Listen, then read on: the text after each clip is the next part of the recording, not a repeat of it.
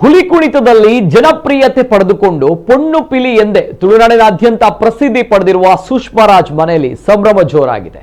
ಕಾರಣ ಸುಷ್ಮಾ ರಾಜ್ ತಾಯಿಯಾಗಿದ್ದು ಅವರಿಗೆ ಗಂಡು ಮಗು ಜನಿಸಿದೆ.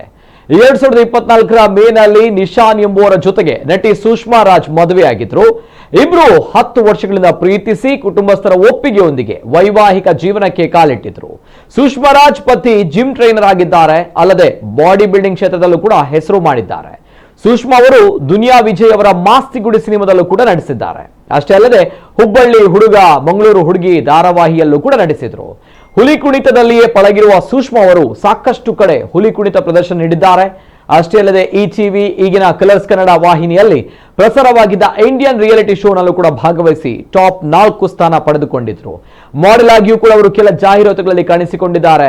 ಫಿಟ್ನೆಸ್ ಟ್ರೈನಿಂಗ್ ಕೂಡ ನೀಡುತ್ತಾರೆ. ಅಲ್ಲದೆ ರಿಯಾಲಿಟಿ ಶೋ ನಿರೂಪಣೆ ಕೂಡ ಮಾಡಿದ್ರು. ಇನ್ನು ಸುಷ್ಮಾ ರಾಜ್ ಅವರ ತಂದೆ ಕಾಡಬೆಟ್ಟು ಅಶೋಕ್ ರಾಜ್ ತುಳುನಾಡಿನ ಪ್ರಸಿದ್ಧ ಹುಲಿವೇಷ ತಂಡ ಕಾಡಬೆಟ್ಟು ತಂಡದ ನೇತೃತ್ವ ವಹಿಸಿದ್ರು. ಅವರು ಕಳೆದ ಫೆಬ್ರವರಿ ತಿಂಗಳಿನಲ್ಲಿ ನಿಧನರಾಗಿದ್ರು. ವಿಶೇಷ ಎಂಬಂತೆ ಸುಷ್ಮಾ ರಾಜ್ ಅವರ ಚೊಚ್ಚಲ ಮಗು ಕೂಡ ಫೆಬ್ರವರಿಯಲ್ಲೇ ಜನಿಸಿದೆ. ಹೀಗಾಗಿ ಸುಷ್ಮಾ ರಾಜ್ ಅವರ ತಂದೆಯೇ ಮತ್ತೆ ಹುಟ್ಟಿ ಬಂದಿದ್ದಾರೆ ಎಂಬ ಖುಷಿಯಲ್ಲಿದ್ದಾರೆ. ಇತ್ತೀಚೆಗೆ ನಟಿ ಸುಷ್ಮಾ ರಾಜ್ ತಮ್ಮ ಹೊಟ್ಟೆಯ ಮೇಲೆ ಮರಿ ಹುಲಿ ಚಿತ್ರವನ್ನ ಬಿಡಿಸಿಕೊಂಡು ಬೇಬಿ ಬಂಪ್ ಫೋಟೋಶೂಟ್ ಕೂಡ ಮಾಡಿಸಿದ್ರು. ಅದರ ಹಿಂದೆ ಒಂದು ಕಾರಣ ಕೂಡ ಇತ್ತು. ಸುಷ್ಮಾ ಅವರು ಉಡುಪಿಯ ಅಶೋಕ್ ರಾಜ್ ರಾಧಾ ದಂಪತಿಯ ಪುತ್ರಿ.